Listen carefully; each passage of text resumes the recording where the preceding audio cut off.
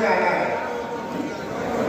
शिंदे साहब के बोलने के बाद मुझे लगा कि ये कार्यक्रम तो होगा निश्चित, पर शिंदे साहब इतने बड़े नेता में है, अभी है, अपने आप में उनके बारे में बताता है कि उनका नेचर कैसा है और कितने महान व्यक्तित्व के इंसान है।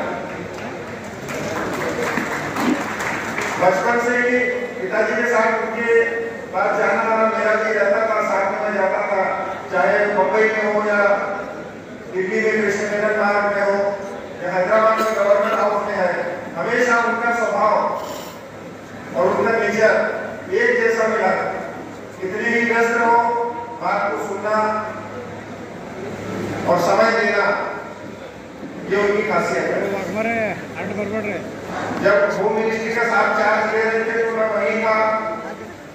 मुझे खुद ऐसे लगा था कि मुझे कितनी खुशी थी जब चार्ज ले रहे थे तो पत्रकारों के साथ केबिन में मैं भी अंदर गया था, तो ऐसा लग रहा था कि कहीं मुझे ही राज्य मंत्री का दर्जा मिला है।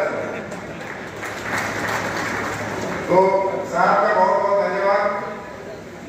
मेरे पिताजी के बारे में बताना है तो हाउस गांव 3 तरफ से नदी से घिरा हुआ है, एकदम कोने का गांव है। वहां पर उनकी परवरिश थी। उसके बाद शुरुआती जिंदगी से ही उनको संघर्ष का सामना करना पड़ा। अगर कुछ खानदान के रूढ़ी परंपरा चलते हैं उसको लेकर आपस में नाइटबाजी, कोर्ट कचहरी शुरू से ही उनकी रही। हाईकोर्ट का मामला गया, उनकी जीत हुई। उसके बाद उन्होंने जीवन में अपने संघर्ष को जारी रखा।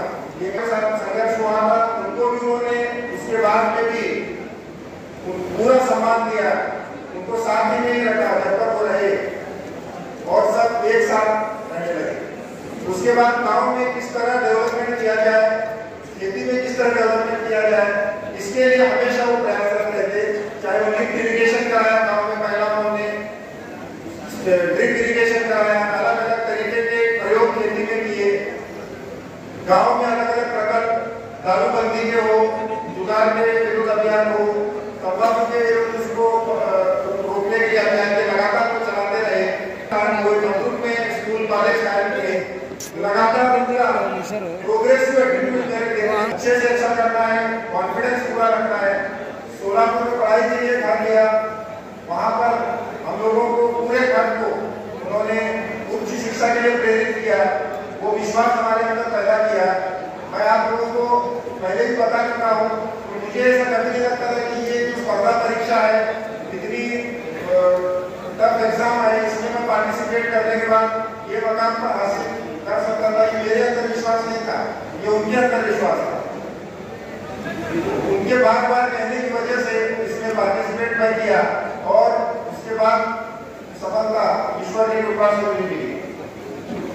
तो हमेशा से उनका एक पॉजिटिव एटीट्यूड, समाज में लोगों को जोड़ने के प्रति, जात पात को खत्म करने के लिए, गांव में भी जो दरगाह है उसमें जो शोषित वंचित लोग हैं उनको आने को मनाही थी, उसको उन्होंने बंद कर दिया। तो इस तरीके से हर काम उनका प्रोग्रेस के लिए रहता था। शेतकरी के लिए जितने प्रश्न थे, आदरणीय वसंतराव अपने जी, अब्दुल तुकर साहब यहाँ बैठे हैं, महमूद पटेल साहब, दरेकर साहब, ये सब लोगों के साथ हमेशा चरण में आगे रहकर शेतकरी को किस तरीके से नुकसान होता है, किस तरीके से वो हमेशा घाटा उठाता है, ये प्रश्न वो रखते थे और उसके लिए प्रयास हमने किया। यही हमने जीवन पर देखा और उन्हीं से हमने आदर्श लिया कि जीवन में हमेशा सच्चाई के मार्ग पर चलना है। चाहे कितनी परेशानी हो, गलत तरीके से कोई काम नहीं करना है, पैसे के पीछे कभी नहीं भागना है, गलत काम में कभी किसी को सपोर्ट नहीं करना है। ये हमेशा उनका हमें शिक्षक रहा है और इसी को हम अमल में लाते गए। आगे भी हमारा प्रयास रहेगा कि उन्हीं के द्वारा दिखाए गए मार्गदर्शन पर हम लोग चले। मैं हमेशा ये कहता हूँ कि जो भी हमें शिक्षा मिली है, जो भी हमें दुनिया में जीने के लिए मार्गदर्शन मिला है, माता पिता का सम्मान करना बहुत जरूरी है। ये हमें ये मॉरल हमें सीखना है और ये हमारे जो रिलीजियस ग्रंथ है ये भी बताते हैं। रामायण की अगर हम बात करते हैं तो श्री राम को सिर्फ उनके पिता ने एक बात कह दिया कि तुम इस राजा नहीं बनोगे, तुम सन्यास के लिए चले जाओगे। वो उसके बाद उन्होंने अपने बात नहीं कहा कि क्यों ये मैं क्यों छोड़ दूं, क्या क्यों करूं, चुपचाप संन्यास के लिए चले गए।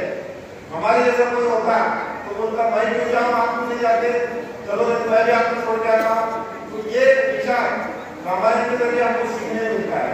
कुरान भी यही कहता है, कुरान ये कहता है कि ईश्वर की सिर्फ भक्ति करो, मगर माँ बाप का आदर सम्मान पूरी तरह करो। यहाँ तक कुरान कहता है सूरह इस्रा में कि उनको उफ तक मत कहो, उनके सामने हमेशा मान सम्मान से बात करो। वो तो मराठी में अरे भी बोलते हैं लोग, अरे ऐसा का वो भी बोलने के लिए मना किया। तो ये सम्मान हम सबको अपने माता पिता का करना चाहिए।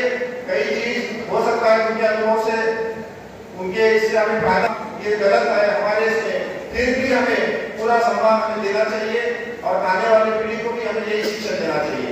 आज का ये प्रोग्राम जो समिति ने रखा, बड़ा साहब, शेट्टे साहब, पप्पा जवाहर साहब, इन्होंने बहुत ही प्रयास करके रखा और इसमें सम्मानित किया, सत्कार किया और इसके लिए मुझे बुलाया गया।